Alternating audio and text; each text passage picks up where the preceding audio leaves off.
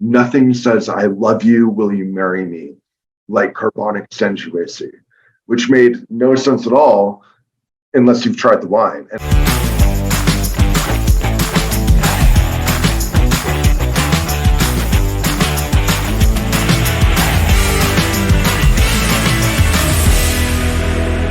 If our wines are getting better and better and better, treating them more delicately, what if we don't crush it all? And like, oh yeah, that's called carbonic fermentation. That's what they do in Beaujolais. But leave the grapes whole. And we tried it with Sangiovese, knowing that Sangiovese is extremely high in both tannin and acid. So even though we're not extracting tannin, you're still going to get nice dryness. And then you're going to have plenty of acidity where you're not going to have tannin to give that balance on the finish and be really refreshing. And we fell in love with it.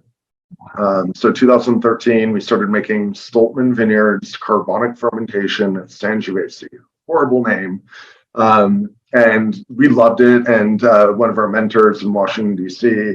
Had asked us to keg it. So most of our production was going to two Amy's up in, where is it? Up Wisconsin, in DC, and then the leftovers we would bottle, thinking like, hey, we'll just drink it ourselves at the beach and at the reservoir.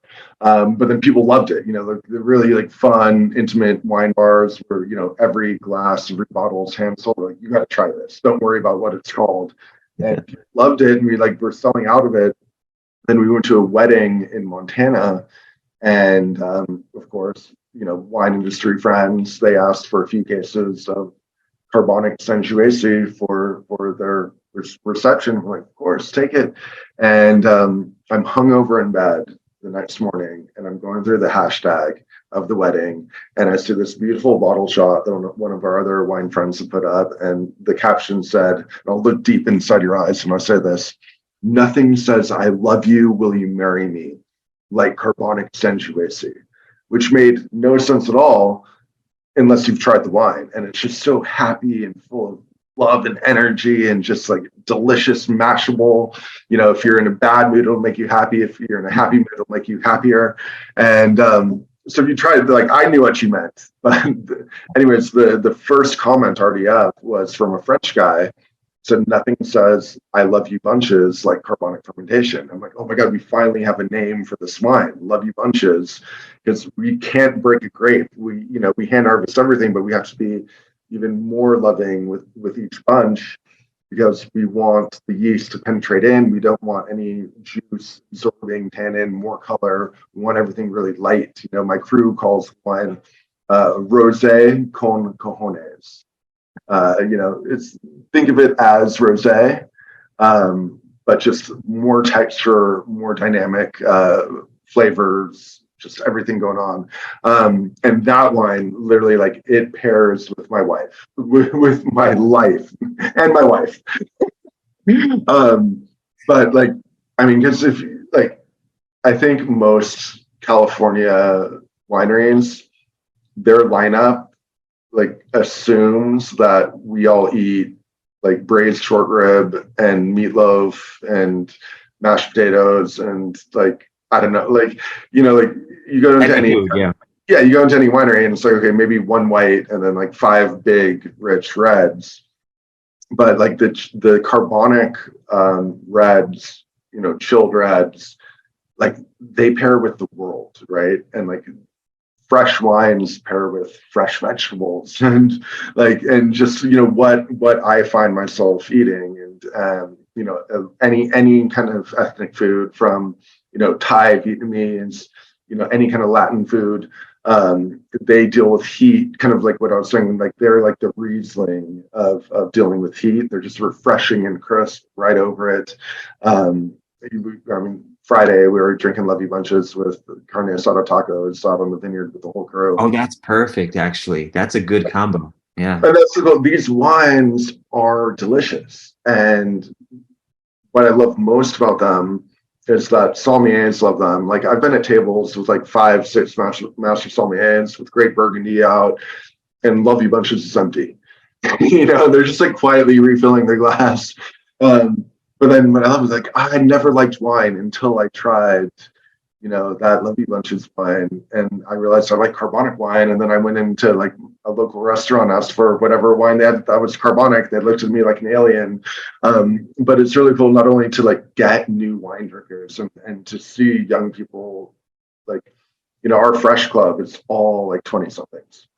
Wow. That's fantastic. That's what you want, right? Yeah, but the whole wine industry is freaked out that we're not winning over the new generation. We make delicious wines that are approachable. And it's kind of cool too. Like I just had a friend email me from Italy, and he's like, yeah, I met a winemaker making Carbonic Sangiovese in Tuscany because he tasted Lovey Bunches somewhere in the US. And I'm like, whoa. Because I knew like a lot of my friends in Santa Barbara are now making carbonic wines because they got sick of buying my wine, basically. Like, I'm going to make it myself. And then like one guy in Oregon told me, like, yeah, just based on the profile you're getting, I'm trying in Oregon, which is more of a challenge. It's wetter up there. So like the beauty of Santa Barbara with carbonic fermentation and the way Reuben farms without irrigating is we already have so much flavor that we can take that light, delicate touch and still have a really interesting, delicious wine. But if you're in a more diluted area where you need the heft of the solids, the pulp, the skin, the seed, and you even need the press wine, right, to give you depth, then all of a sudden you're going to border on much more insipid. I'm like, yeah, Tuscany. Like I made wine in Tuscany, right? It rained a couple days every week. We had to delistage, we had to punch down just to make red wine. So if you do carbonic in Italy, I think it would be much more like Rosato than a chilled red like we're making here. You've given us a lot of time. So now what can we do for you? Tell us your website, tell us your social media, tell us any way we can learn more about Stolpman and taste your wines. Yeah, stolpmanvineyards.com. And then we both have Stolpman Vineyards and Stolpman So Fresh on Instagram. And please come and taste in Los Livos or email us if you're coming, if you want to check out the vineyard. Love to do every month. I do vineyard hikes, and throughout the year, it's really fun to just show, talk about everything I'm talking about dry farming and about food thinning, and look at these tiny little clusters right now that are flowering, and pray that there's no major wind events in the next couple weeks. And it's just really cool to be out there and actually hike the hills and look at every different varietal and the way we train it, the way it naturally behaves. So come visit and buy the wine and love it and buy more of it, and then I'll keep making it.